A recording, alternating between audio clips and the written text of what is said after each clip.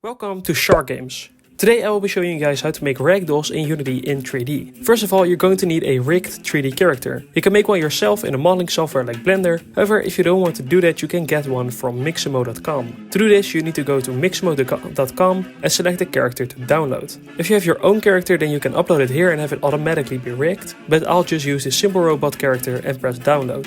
Select FBX for Unity and then download your model. Now let's drag and drop the downloaded model into your Unity assets folder. Click on the model and set animation type from generic to humanoid to make everything work correctly and press apply. Now let's drag and drop the model into the scene. I'll rename it to Ragdoll and remove the animator from it. You can take a look at the children of the Ragdoll object and see that all individual body parts can be accessed and moved. That's what it means to rig a model. To make a 3D Ragdoll, you can simply right click in the hierarchy, go to 3D objects and select Ragdoll. A window will now open up where you need to assign certain parts of the Ragdoll's model to each specific slot. If you're using a Mixamo rig, you can do the following.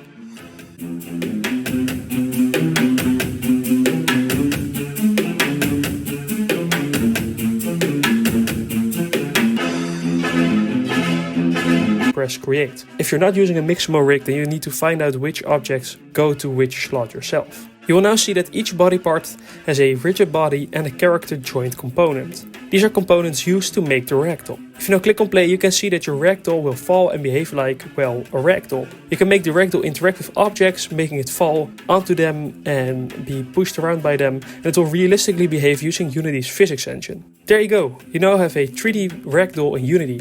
If you enjoyed this video, please leave a like and subscribe since that really helps me out. Anyway, I'll see you guys in the next one.